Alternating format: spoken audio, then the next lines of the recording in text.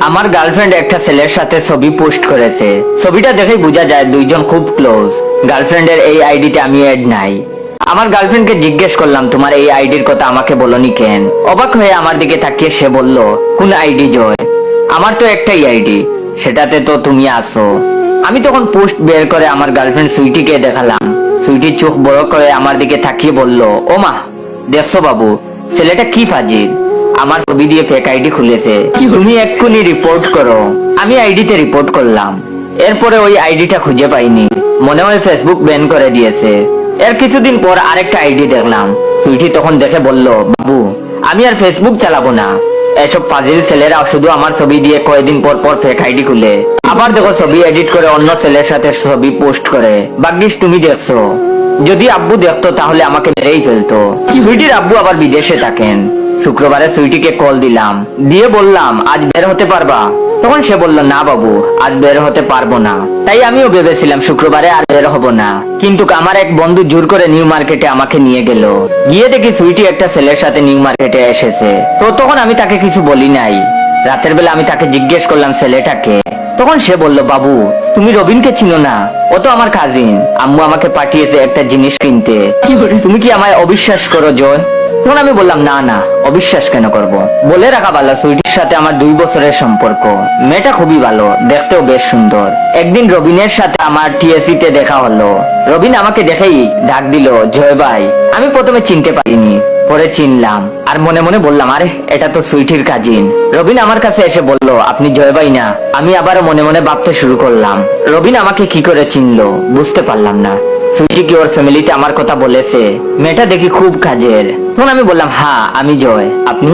তখন সে বলল, আমি রবিন। আর বলল, আপনি তো সুইটির কাজিন, তাই না? আমি হতবাক হয়ে চেয়ে রইলাম। রবিন বলল, সুইটি আপনার কথা প্রায়ই বলে। আমি তখন বললাম, সুইটি আপনার কে হয়? তখন সে বলল, আপনি খুব ভালো মানুষ, তাই বলছি। সুইটি আমার গার্লফ্রেন্ড। আমি এটা শুনে আমার কথা হারিয়ে গেছে। কোনো মতে নিজেকে সামলিয়ে জিজ্ঞেস করলাম, কতদিনের সম্পর্ক আপনাদের? তখন সে বলল, 3 বছর ভাই। ছেলে দেখি আমার সিনিয়র। আমি তখন তাকে বললাম, ভাই সময় আছে আপনার কাছে? তখন সে বলল, হ্যাঁ ভাই। ছেলের মুখে এখনো হাসি লেগে আছে। একটু পরে অবশ্য হাসিটা থাকবে না। আমরা মধুর ক্যান্টিনে আসলাম। আগে একটু চা খেয়ে নেই। ওর হাসিটা দেখতে ভালো লাগছে। ও ভাবছে গার্লফ্রেন্ডের কাজিনের সাথে সম্পর্ক ভালো হচ্ছে, সামনে কাজে লাগবে। বলা তো যায় না, যদি পালিয়ে বিয়ে করতে হয়। চা খেতে খেতে আমি বললাম, রবিন, তুমি কি সুইটির কোনো ফেক আইডি দেখেছো? রবিন অবাক হয়ে আমার দিকে তাকিয়ে বলল, হ্যাঁ ভাই, কয়েকটা ফাজিল পুলা এই কাজ করেছে। আমার আর বুঝতে বাকি রইল না, ঠিকই আমার মতোই ওকে বুঝানো হয়েছে। তখন আমি বললাম, আইডিটা এখন নাই, তাই না? তখন সে বলল, আমি রিপোর্ট করার পর আর নাই। আমি তখন বললাম, আইডি ঠিক আছে, তোমাকে ব্লক করা হয়েছে। এবার অন্য আইডি থেকে সুইটির আইডি খুঁজে বের করলাম। রবিন এটা দেখে ঠিক বিশ্বাস করতে পারছে না, আর আমাকে বলল, ভাই আপনি এসব জানলেন কি করে? আমি তখন একটু হেসে বললাম, আমিও তোমার মতো একজন ক্যান্ডিডেট। তখন সে বলল, বলেন কি? আমি তো জানতাম আপনি সুইটির কাজিন। তখন আমি বললাম, আমিও জানতাম তুমি সুইটির কাজিন। তারপরে একটা ফেক আইডি খোলা ছেলেকে মেসেজ দিলাম, আমি সুইটির কাজিন, তোমার সাথে কথা আছে, যোগাযোগ করো। আমি আর রবিন হতবাক হয়ে শুনছি রাসেলের কথা। রাসেল হলো সুইটির ছবি দিয়ে ফেক আইডি খুলেছে। এটা অবশ্য সুইটির কথা। আসল ঘটনা, রাসেলের সাথে সুইটির সম্পর্ক 4 বছর ধরে চলে। রবিন তখন বলল, ভাই আপনি তো আমার 1 বছরের সিনিয়র। 3 জন মিলে আর 2টা আইডির রাজন আর আসলামকে পাওয়া গেল।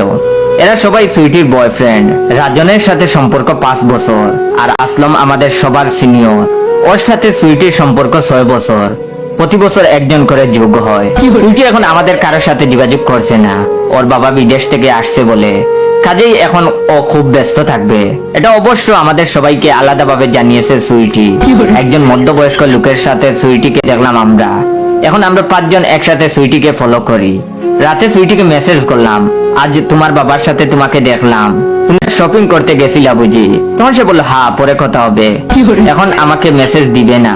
পরদিন রবিন আমাকে কল দিয়ে বলল, ভাই জলদি আসেন। আমি তখন বললাম, কি হয়েছে ভাই? তখন সে বলল, আসেন, আপনাকে বলছি সব। ছেলেটার কথা শুনে খুব উত্তেজিত মনে হচ্ছে। আমি রবিনের সাথে দেখা করতে গেলাম একটা রেস্টুরেন্টে। গিয়ে দেখি রাসেল আর আসলামও এসেছে। মনে হয় সুইটির নতুন কোনো বয়ফ্রেন্ড পাওয়া গেছে। তখন আমি বললাম, কি হয়েছে রবিন? তখন সে বলল, আজ সুইটির বাবার সাথে দেখা, একটা 10 বছরের মেয়ে নিয়ে যাচ্ছে। আমি ভেবেছিলাম সুইটির ছোট বোন হবে। আমি সামনে গিয়ে সালাম দিলাম আর বললাম, আঙ্কেল কেমন আছেন? উনি আমাকে আসলে চিনতে পারলো না, চেনার কথাও না। আমি তখন বললাম, আমি সুইটির ক্লাসমেট। তখন তিনি বললেন, আমাকে আঙ্কেল ডাকছেন কেন? তখন আমি বললাম, আপনি সুইটির বাবা না? তখন তিনি বিরক্ত হয়ে বললেন, সুইটি আমার স্ত্রী। ভদ্রলোক তখন বিরক্ত হয়ে বললেন, সুইটি আমার স্ত্রী, এটা সুইটির মেয়ে।